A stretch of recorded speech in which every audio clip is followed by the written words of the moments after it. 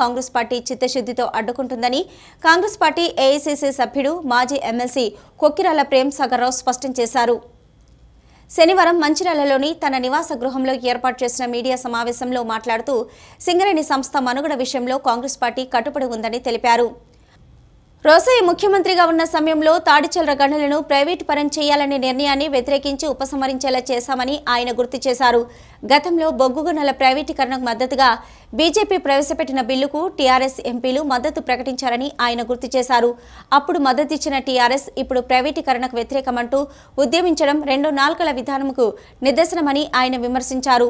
సింగరేణిలోని 4 బొగ్గు గనులను ప్రైవేటీకరణ చేయాలని కేంద్ర ప్రభుత్వ నిర్ణయంపై టీఆర్ఎస్ పార్టీ రాజకీయ ఎత్తుగడతో వ్యవహరిస్తుంది తప్ప కార్మికులు సింగరేణిపై ప్రేమతో కాదని ఆరోపించారు.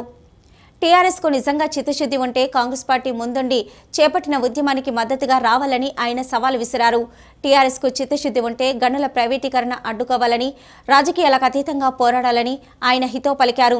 టీఆర్ఎస్ అధికారంలోకి వచ్చిన తర్వాత ఓసీపీలు వస్తుండగా మరోవైపు బీజేపీ హయాంలో గనులు ప్రైవేటు పరం అవుతున్నాయని ఆయన అభియోగించారు. శ్రీరాంపూర్లోని ఓసీపీ నిర్వాసితులకు జరుగుతున్న అన్యాయంపై స్థానిక ఎమ్మెల్యే దివాకర్ రావు నోరు విప్పకపోవడం విచారకరమని అన్నారు. ఏ పరిశ్రమ స్థాపించబడినా మొదట భూ నిర్వాసితులు, ఆ తర్వాత గ్రామస్తులు, తర్వాత చుట్టుపక్కల వారికి ఉపాధి అవకాశాలు కల్పించాలనేది ఆనవాయితీ అని అన్నారు. అలాంటిది శ్రీరాంపూర్ ఓపెన్ కాస్టులో అమలు కాకపోవడం ఎమ్మెల్యే వైఫల్యానికి నిదర్శనమని అన్నారు. స్థానికులకు ఉద్యోగ అవకాశాలు ఇవ్వకుండా ఇతర ప్రాంతాల వారికి అవకాశాలు కల్పిస్తే తీవ్ర పరిణామాలు ఎదుర్కోవాల్సి వస్తుందని హెచ్చరించారు. దళితులకు 10 లక్షల రూపాయల పథకం అర్హులైన వారికి అందజేయాలని, రాజకీయ జోక్యంతో పథకాన్ని పక్కదారి పట్టిస్తే సహించేది లేదని ఆయన అన్నారు. ఇప్పటికే కొంతమంది దళారులు అమాయకులను మోసం చేసేందుకు రంగంలోకి దిగినట్లు ఫిర్యాదులు వస్తున్నాయని ఆయన తెలిపారు. అలాగే డబుల్ బెడ్రూమ్ పథకంలో అర్హులైన వారికి మాత్రమే ఇచ్చే విధంగా అధికారులు నిష్పక్షపాతంగా వ్యవహరించాలని, రాజకీయ ఒత్తిడికి తలవంచవద్దని ఆయన కోరారు. కాంగ్రెస్ పార్టీ డిజిటల్ సభ్యత్వ నమోదు కార్యక్రమం రికార్డు స్థాయిలో జరిగిందని ఆయన వెల్లడించారు. మంచిర్యాల నియోజకవర్గంలో 1,00,000కు పైచిలకు మంది కాంగ్రెస్ పార్టీలో సభ్యులుగా చేరడం కార్యకర్తల కృషికి నిదర్శనమని, అందుకు వారిని పేరు పేరున అభినందిస్తున్నట్లు ప్రేమ్ సాగర్ రావు తెలిపారు. తనకు కాంగ్రెస్ పార్టీ షోకాస్ నోటీస్ ఇచ్చిందని ఎమ్మెల్యే దివాకర్ రావు వ్యాఖ్యలు చేయడం ఆయన రాజకీయ అపరిపక్వతకు నిదర్శనమని ప్రేమ్ సాగర్ రావు ఎద్దేవా చేశారు. పీసీసీ రథసారథి రేవంత్ రెడ్డి తన నివాస గృహంలో వస్తే ఎమ్మెల్యేకు వచ్చిన నొప్పి ఏంటని ప్రేమ్ సాగర్ రావు ప్రశ్నించారు. కాంగ్రెస్ పార్టీని వదిలేద్దామని ఒక పక్క మోడీ ఇక్కడ ముఖ్యమంత్రి గారు అనుకుంటారు. ఈ గడిచిన 8 సంవత్సరాల నుంచి పార్లమెంట్లో పాస్ అయిన ప్రతి బిల్లా, ప్రెసిడెంట్ ఎలక్షన్లు కానివ్వండి, వైస్ ప్రెసిడెంట్ ఎలక్షన్లు కానివ్వండి, టీఆర్ఎస్ పార్టీ వాళ్ళకు సపోర్ట్ చేయడం జరిగింది. కాబట్టి ప్రజలందరూ మేల్కొని ఇవాళ ఇక్కడ టీఆర్ఎస్ ప్రభుత్వాన్ని, దేశంలో బీజేపీ ప్రభుత్వాన్ని దించితే తప్పితే, లేకపోతే కాంగ్రెస్ ప్రభుత్వ టైంలో కాంగ్రెస్ పార్టీ అధికారం ఉన్నప్పుడు కాంగ్రెస్ పార్టీ ఆధ్వర్యంలో ఏదైతే న్యాయం ప్రజలు ఎవరైతే బాటమ్ ఆఫ్ ద పిరమిడ్ ఉన్నారో, అంటే దారిద్ర్య రేఖ దిగువన ఎవరైతే ఉన్నారో వాళ్ళందరికీ, అన్ని కులాలకు, అన్ని మతాలకు న్యాయం జరగడం అంటే ఒక కాంగ్రెస్ పార్టీ ద్వారా సాధ్యమైంది. మిగతా ఏ పార్టీ ద్వారా సాధ్యం కాదు. కాంగ్రెస్ పార్టీ అధికారం ఉన్నప్పుడు బొగ్గు వేలం జరిగితే, బొగ్గు గనుల టెండర్ జరిగితే ఆ దినం పాలసీ ఏంటంటే ఎక్కడైతే పబ్లిక్ సెక్టార్ అండర్టేకింగ్స్ ఉన్నాయో, ఈ బొగ్గుకు సంబంధం ఉన్నాయో వాళ్ళందరికీ ఎలాంటి కాంపిటీషన్ లేకుండా ఇక్కడ సింగరేణి కానీ లేకపోతే జెన్కో కానీ ఈ బొగ్గు గనులు అలాట్ చేయడం జరిగింది. గడిచిన వారం రోజుల నుంచి సింగరేణి బొగ్గు కార్మిక సంఘం, రికగ్నైజ్ సంఘం వాళ్ళు ఏదో మహిళ మీద పోయి బీజేపీ వాళ్ళని తెచ్చుకుంటా, మోడీని తెచ్చుకుంటా డ్రామా కంపెనీ చేస్తాను, డ్రామా కంపెనీ పనిచేయండి. భారత పార్లమెంట్లో ఈ బొగ్గు గనుల ఈ ఎట్లా అలాట్ చేయడం దాని గురించి ఒక బిల్లు పెట్టడం జరిగింది. ఆ బిల్లుకు పార్లమెంట్లో ఉన్న సభ్యులలో 2/3 అంటే 300 అంటే 200 మంది ఓటేయాల్సిన పరిస్థితి ఉంది. ఆ దినం ఉన్న బీజేపీ సభ్యుల సంఖ్య సరిపోతానికి ఆ దినం టీఆర్ఎస్ సభ్యులు మద్దతు ఇస్తేనే, టీఆర్ఎస్ పార్లమెంట్ సభ్యులు మద్దతు ఇస్తేనే ఆ బిల్లు పాస్ అయింది. ఆ బిల్లు పర్యవసానం ఇవాళ 4 బ్లాక్లు ఏవైతున్నాయో అవి ప్రైవేట్ వాళ్ళకి ఇచ్చే కార్యక్రమం జరుగుతుంది. ఇవాళ మీ ద్వారా నేను ఛాలెంజ్ చేస్తాను, మా పార్టీ తరఫున నేను మాట ఇస్తున్నాను. సరే, మా పార్టీ పెద్దల పర్మిషన్ తీసుకుని అవసరం నేను ఒప్పించుకుంటాను. ఒకటే చెప్తున్నా, నిజంగా మన సింగరేణి సంస్థ బాగుపడాలి, సింగరేణిల కార్మికులు పెరగాలి, కార్మికుల జీవితాలు బాగుపడాలి, సింగరేణి సంస్థ ఇంకో 100 సంవత్సరాలు నడవాలనుకుంటే కాంగ్రెస్ పార్టీ ముందు ఉంటాం మేము. మీరు టీఆర్ఎస్ పార్టీ కానీ వాళ్ళ రాష్ట్ర ప్రభుత్వం సరే ఎవరైనా కానీ వాళ్ళతో పాటు రాష్ట్ర బీజేపీ నాయకులు కూడా నేను ఇవాళ ఛాలెంజ్ చేస్తున్నా.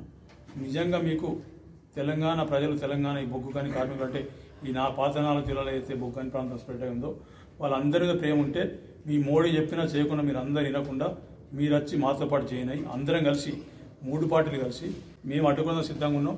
మీకు దమ్ము ధైర్యం ఉంటే నిజంగా ప్రజలు ఆలోచించాలంటే మాతో రండి. టీఆర్ఎస్ వాళ్ళు బీజేపీ రండి. బయట వచ్చి టెండర్ ఎట్లా పెడతాడో ఎట్లా పని చేస్తారో చూద్దాం. కాంగ్రెస్ పార్టీ ముందు లీడ్ తీసుకొని సిద్ధంగా ఉన్నది. లేకపోతే మీ ఇద్దరు ఇట్లా రాష్ట్ర బీజేపీ పార్టీ కానీ టీఆర్ఎస్ మీరు లీడ్ తీసుకుని మేము పడాల్సిన సిద్ధంగా ఉన్నాం. ఖచ్చితంగా ఎవరైనా మంచిదే.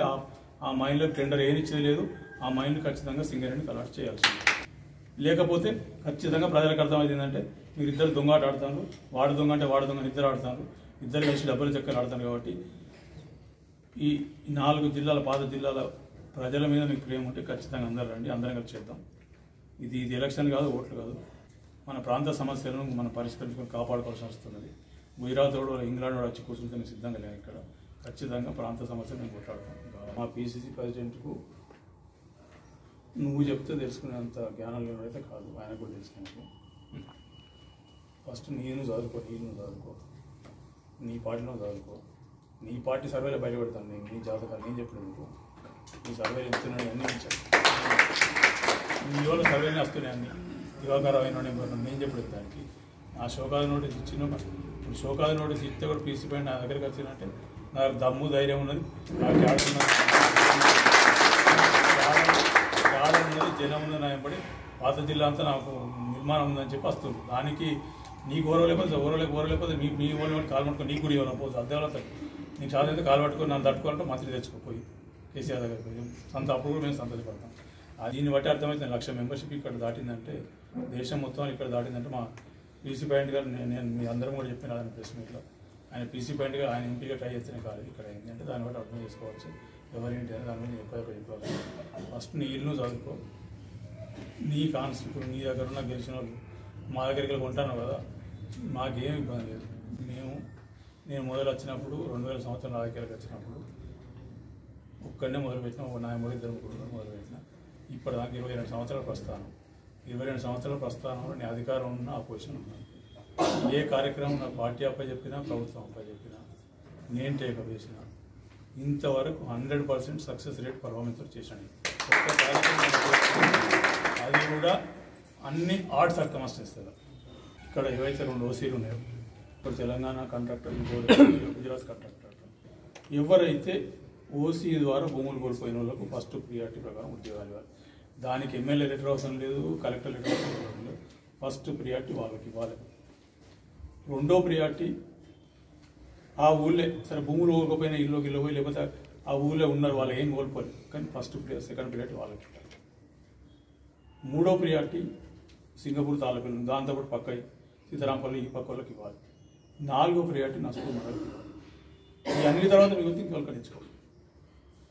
ఎవరి దగ్గర 10,000 తీసుకొని, 20,000 తీసుకొని, 30,000 తీసుకొని ఈ లెటర్లు ఇచ్చి ఈ కొత్త సంస్కృతి పెడతాను వాళ్ళకి చెప్తాను, వార్నింగ్ ఇస్తాను. ఇవాళ ఏదైతే ఆల్ ఇండియా వేజ్ బోర్డు కానీ లేకపోతే సింగరేణి వేజ్ బోర్డు కానీ దాని ప్రకారం ఏవైతే శాలరీలో ఉన్నాం దాదాపు 18,000 20,000 రావాలి, వాళ్ళు 10,000 కూడా ఇస్తలేరు. ఖచ్చితంగా తీసుకొని ముందుకు వస్తాం. లేకపోతే సన్ని తగలబెట్టి బండ్లన్నీ కాలబెట్టి పంపించే రోజు వస్తాయి. ఉద్యోగాలకి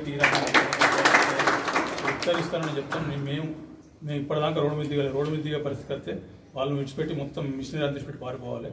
వాడు ఇంకోటి గుజరాత్ వాడు పెంచలాడి జీఎం వాడు నకరాలు చేస్తుండ్రు.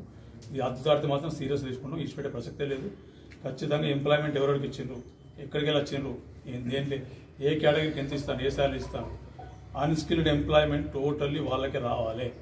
సెమీ స్కిల్డ్ కూడా వాళ్ళకి ఇచ్చిన తర్వాత వాళ్ళ దగ్గర అర్హులు లేకపోతే అప్పుడు ఇవ్వాలి. స్కిల్డ్ మాత్రం నీకు ఆ ప్రియారిటీ, నీకు ఆ అవకాశం ఉన్నది. స్కిల్డ్ కూడా మా దగ్గర ఉంటే నేను తీసుకునే అవకాశం లేదు. నీ ఇష్టం వచ్చినట్టు గుజరాత్ నుంచో తీసుకొస్తాం, ఇక్కడ తీసుకొస్తా అంటే బోస్లో కలిసి పంపిస్తాం, తన్ని పంపిస్తాం అని చెప్తాను. మాత్రం చెప్తలేదు. వీళ్ళు మాట్లాడితే ఇక్కడ కూర్చుని మేము లీడర్ 4 సార్లు గెలిచినాం, 5 సార్లు గెలిచినాం, ఆడ మాట్లాడతారు, ఆడ కూర్చోండి. ఈ కలెక్షన్ ఎన్ని రోజులు చేస్తారు? ఎన్ని రోజులు నాడు జనాలు తిరగబడి తంతారు, గెలుగుతారు. ఆ పరిస్థితి వస్తాయి. గుర్తుపెట్టుకోండి, ఎవరైతే ముంపులు ఉన్నారో అది ప్రాజెక్టులు కానీ లేకపోతే ఈ రకంగా వాళ్ళకన్నా నష్టపోయిన ప్రపంచంలో ఎవరు ఉండరు. ఉన్న ఊరు చిన్నదే కావచ్చు, పెద్ద కావచ్చు, ఉన్న ఊరు ఉన్న నిలిచిపోవడం అంతకన్నా ఇంకొక అంటే దౌర్భాగ్యం అంటారు, ఇంకేమంటారు తెలియదు, అంతకన్నా పాపం ఉండదు. అటువంటి పాపాలు మీరు చేస్తున్నారు. మేము అందరూ పురుగుల పడి వస్తారు. వాళ్ళు డబ్బులు మీద ఒక్క రూపాయి అటు చేతులు మారిన ఖచ్చితంగా మొత్తం ఇక్కడ భూకంపం వచ్చిన మాత్రం విడిచిపెట్టే